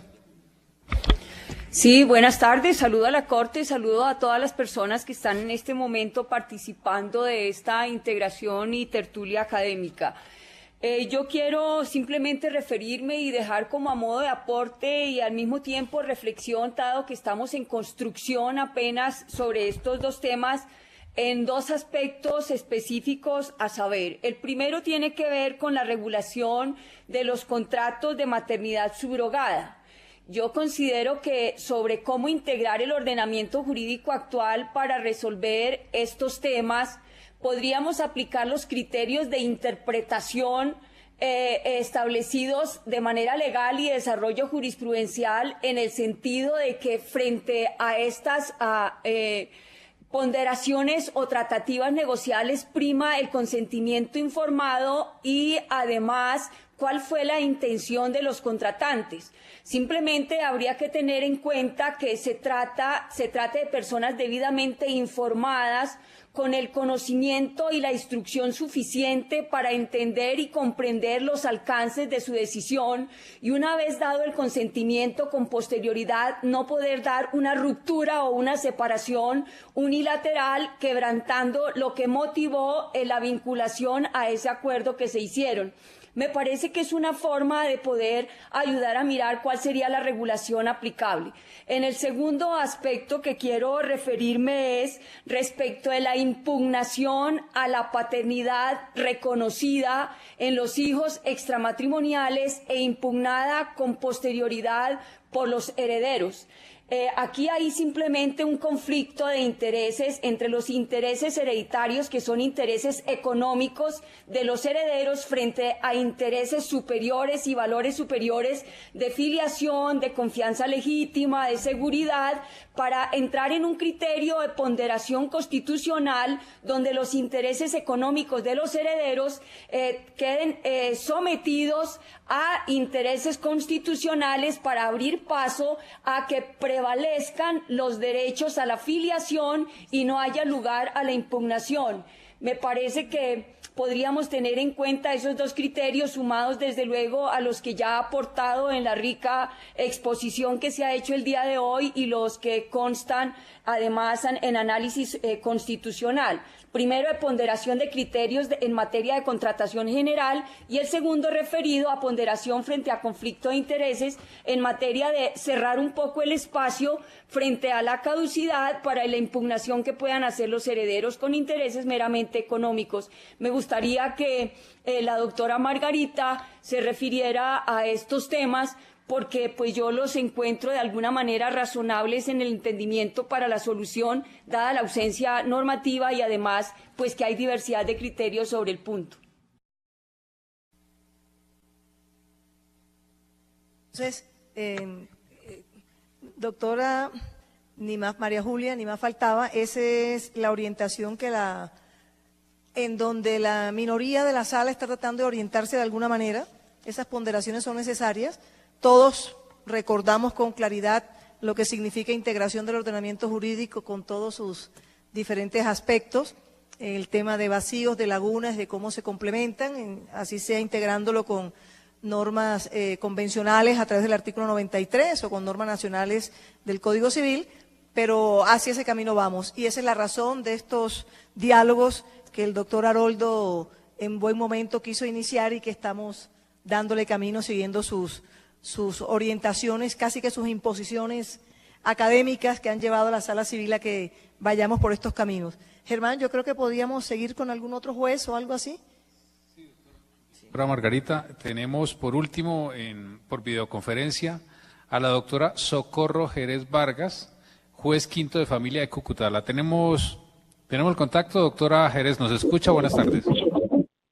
Sí, buenas noches para todos ustedes, especialmente para la sala de la Corte Suprema y todos los magistrados que se encuentran en estados. Saludando acá desde Cúcuta con la presidenta, doctora Joana Carreño, vicepresidenta del Tribunal de Cúcuta, la García, y varios jueces y empleados de este distrito. Pues son muchas las preguntas que había referido frente a las sentencias que nos enviaron, pero bien emitido una duda y quiero dejársela con al doctor Arnoldo Quiroz, a quien pues respeto muchísimo y admiro en cuanto a la docencia que ha transmitido, y quiero dejar esa inquietud. Una probable de 1930 en cuanto al acerca de la afiliación y pero ¿qué pasa con el individuo que tiene un menor de edad que falleció siendo menor de edad y pasaron más de 2 años sin mandar porque la madre no, teniendo 18 años, lógicamente le de hijo de ese padre fallecido, pero sin efectos patrimoniales? ¿Qué sucede ahí con ese interés jurídico? Y también no se le estarían violando los derechos a ese que en un momento fue menor y hoy es años. Doctora Jerez, no le oímos muy bien en algunos apartes. ¿Podría, por favor, resumirnos la pregunta? La pregunta es la siguiente. ¿Qué sucede con un menor de edad, con una persona que siendo menor de edad, asunto padre biológico que no fue, que la madre no inicia el proceso de filiación, cumple los 18 años, inicia el proceso, por supuesto se le reconoce la calidad de hijo de ese causante, pero no los intereses patrimoniales que pudieron mandar? La respuesta está dada por el Código Civil, que habla de que la prescripción se suspende para los incapaces y para los menores de edad. Cumplida la mayoría de edad, llegar a los 18 años, pues tiene los 2 años para iniciar tanto la afiliación como la parte económica para ello. Sí, doctor, recordemos que no podemos dar respuestas exactas, pero el 406 y el artículo, la norma 2530 del Código Civil, que regula más o menos el tema del conteo de las prescripciones sobre los menores de edad, y el famoso 406, que ahora dice algo así como que ni prescripción ni fallo alguno podrán operar frente al que se presenta como verdadero padre o frente al hijo. Es decir, el hijo en cualquier tiempo puede hacerlo porque no tiene reglas de prescripción ni de caducidad en ese sentido. Y el otro artículo que habla de las oportunidades en que comienza el conteo de la prescripción respecto a incapaces o menores de edad.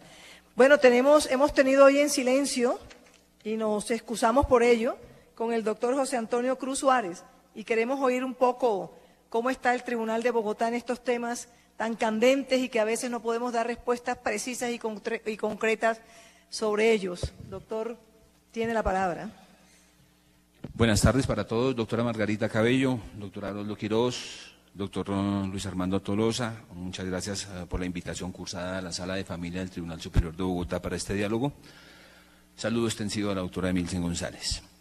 La reflexión es muy pequeña y muy concreta. En Colombia existen 3 sistemas para determinar una filiación y más específicamente una paternidad. El primero de ellos es lo que diga la ley, tratándose de hijos habidos en un matrimonio o en una unión marital. De hecho, hay una presunción, y quien no esté de acuerdo con ella, que impugne.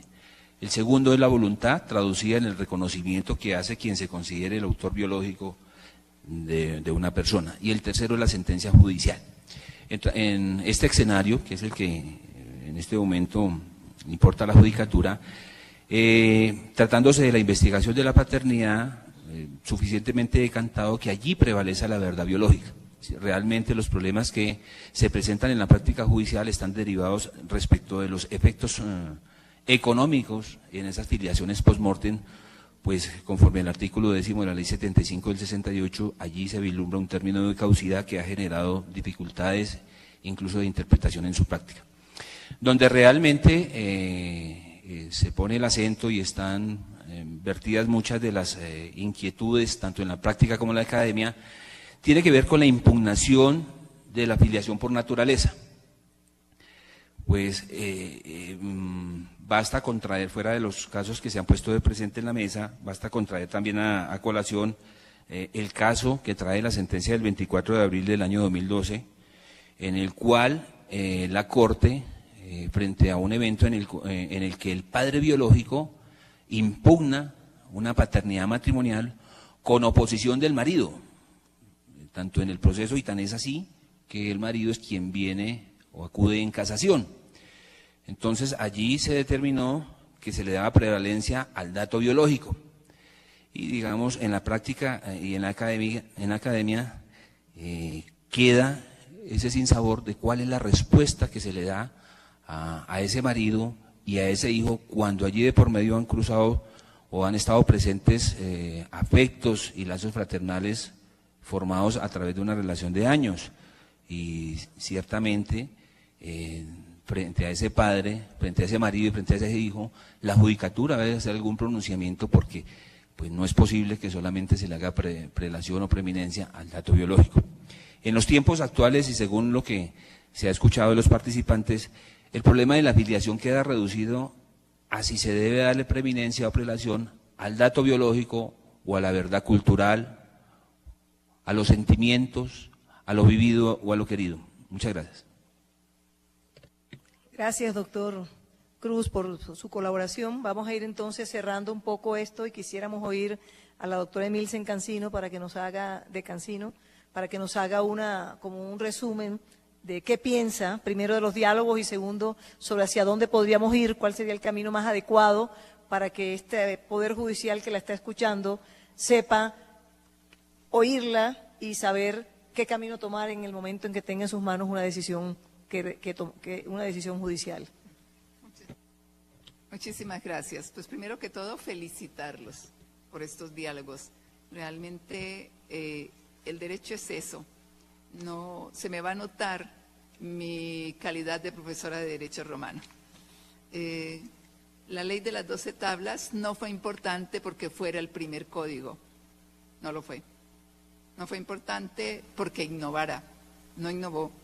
Lo que hizo fue recopilar algunas costumbres que ya los romanos, los pontífices que las conocían, etcétera, sabían que estaban vigentes.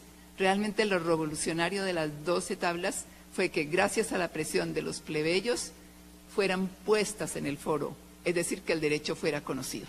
Y eso es importantísimo. Claro, dirán, pues ahora lo podemos conocer todo a través de Internet. Sí, pero no es lo mismo que tener aquí y a través de la tecnología a los, digamos, a la corte de cierre en esta jurisdicción y a sus magistrados explicando las sentencias, sometiéndose al debate, es decir, haciendo público ese derecho. La otra llave que usted me pide, no la tengo. No la tengo. Es una materia, ahora se usa mucho decir en construcción, y entonces tenemos en el derecho comparado, en las sentencias que ya ha hecho la Corte Suprema, la Corte Constitucional, los mismos jueces que tienen sentencias muy buenas, jueces de instancia, para ir mirando, además de la mano de otros científicos, no solo de los genetistas, sino de los antropólogos, de los sociólogos, tomándole el pulso a la vida para resolver cuestiones que se resuelven y que se refieren íntimamente a la vida. El derecho tiene por causa y por centro el hombre. Entonces hay que mirar todo eso. Se me ocurría casi que una pregunta también para ustedes. Si de pronto, qué lástima que no recuerdo la exposición de motivos cuando la Ley 721 del 91 estableció la obligación de decretar la prueba científica de oficio o a solicitud de parte, pero si fue simplemente aquella de que realmente había muchos niños a los cuales los padres no los reconocían porque no había una paternidad responsable, entonces realmente esa prueba fue hecha o esa decisión legal fue hecha justamente para esos casos en que el niño no tiene padre y hay que buscar a través de ese camino biológico quién responda por él, no para que prime en todos los casos en que el niño puede estar ya insertado dentro de otra familia. Se me ocurre, pero como en todo, digo, pues tenemos que seguir estudiando, mirando. La doctora Figueredo hablaba, por ejemplo, del balance de los intereses, a propósito de la posibilidad de utilizar las técnicas de reproducción humana asistida después de la muerte del esposo o compañero permanente. La ley española hace una ponderación de intereses bien interesante. La mujer puede hacerlo si puede utilizar la técnica usando los gametos del marido premuerto, si él había dejado su consentimiento expreso cuando solo había gametos. La ley lo presume cuando ya hay embriones, pero la mujer también, para que haya seguridad jurídica, los herederos no estén sometidos a esa falta de certeza, etcétera, debe usarlos dentro del año inmediatamente posterior al deceso del marido. Entonces digamos que, fíjense cómo la legislación también busca a veces ese balance de intereses. Por lo demás, vuelvo a felicitarlos y les agradezco mucho la invitación. Gracias, doctor Emilce. Doctor Haroldo, vamos a ir cerrando, por favor. Sí, continuamos entonces en estos diálogos. Creo que las inquietudes que plantean los jueces, inclusive las mismas soluciones, nos permiten también a nosotros los magistrados acá de la Corte saber escuchar para que a partir de allí podamos también ir construyendo esos discursos que buscan una solución a todos los problemas que se presentan y especialmente en estos temas que tienen que ver con la asistencia científica, doctora Emilce, porque eso es como una caja de Pandora, ¿sí? De ahí surgen más inquietudes que soluciones y todas las preguntas que pueden presentar desde ese punto de vista. Entonces, gracias a todos los jueces y magistrados que nos acompañaron en el día de hoy, a toda la comunidad jurídica, abogados, litigantes, defensores públicos, en relación con esto, la doctora Emilce que nos acompañó en la tarde de hoy. Y lo importante es seguir construyendo a partir de aquí con todas las sentencias que se vienen profiriendo por la Corte Suprema de Justicia y construyendo con nuestros jueces y magistrados en todo el país. Recordar, doctor Haroldo, que en el fondo de la caja estaba la esperanza. Así es. Doctor Cruz, si quiere un cierre pequeño. hoy ya terminando este diálogo, este cuarto diálogo con la justicia? Doctora Margarita, muchas gracias. Por parte de la especialidad de familia a nivel nacional, muy agradecido, muy contento que en los dos últimos diálogos han tenido que ver con temáticas del derecho de familia, como fue la unión marital de hecho, y hoy lo que tiene que ver con filiación. Felicitaciones por este ejercicio académico, la comunidad jurídica en general, se lo agradecemos. Muchas gracias. Oigamos un momentico entonces, Germán, para que nos pongas en contexto a ver cómo vamos con los tiempos y qué hay que anunciar, y luego cerramos. Doctora Margarita, doctora Emilce, doctor Haroldo, doctor Cruz, lamentablemente el tiempo de este cuarto diálogo con la justicia se nos agotó y nos quedan por fuera muchas inquietudes y un candente debate que se generó tanto en Facebook como en Twitter. Entonces, si les parece, les transmitiremos todas las preguntas que han hecho, que todavía sigue siendo la gente a través de nuestras redes sociales, para tratar de responderles por ese medio en los próximos días. Desde Yopal nos pide el juez segundo de familia que le demos un saludo porque ha estado siguiendo estos 4 diálogos con la justicia, con su equipo de sustanciadores, Laura Alvarado, Neida Rivera y el señor juez Gustavo Bustamante. A ellos les damos un saludo muy especial, los invitamos a seguir conectados con nosotros, así como les agradecemos a quienes han estado en este auditorio, los estudiantes de la Universidad Externado de Colombia, los magistrados de los tribunales superiores de Bogotá, vemos a la doctora Bárbara Liliana Talero también, le damos nuestros agradecimientos al doctor Moreno, a todos los funcionarios empleados de la Corte que nos acompañaron en este diálogo. Doctora Margarita, eso es todo. Sí. Dijo alguna persona que no es abogado que el derecho es derecho cuando se acerca lo más posible a resolver los problemas que se plantean de acuerdo con las realidades sociales. Y esa es la verdad. Y nosotros como jueces estamos para cumplir ese mensaje de un ciudadano del común, que ni es juez ni es abogado, sino que se ha visto involucrado en situaciones de problema jurisdiccional. Quería decirlo como para que supieran por qué estamos aquí. Nuestra misión es esa, juntarnos todos en la rama judicial y tratar de solucionar o dar un aporte, una herramienta para la solución de los conflictos que se resuelvan de la mejor manera para el conglomerado social. Debemos agradecer a todos los que nos acompañaron, los tribunales del país, las universidades, la academia, esta conjunción que siempre debe existir y nunca debe estar separada, academia y rama judicial, es fundamental que estemos siempre juntos. Terminamos hoy el 4º diálogo, son 10, vamos para el próximo que sería el 5º, 50% de la meta trazada. Doctor Haroldo, sus sueños se están cumpliendo. El 5º diálogo va a ser el 6 de junio y el tema va a ser algo también candente y otra caja de Pandora. Espero que tengamos esperanzas o que encontremos futuro, responsabilidad médica.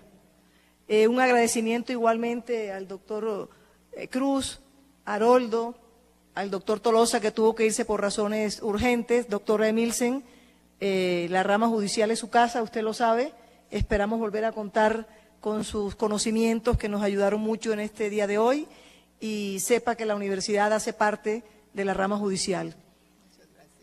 Muy amables todos por su presencia, clausuramos así este 4º diálogo judicial y esperamos que estén listos y preparados para el 5º diálogo judicial que se llevará a cabo, repito, el 6 de junio a la misma hora y por el mismo canal. A todos, muchas gracias. Y recuerden que estos diálogos los pueden consultar posteriormente en nuestro canal YouTube. Buenas tardes.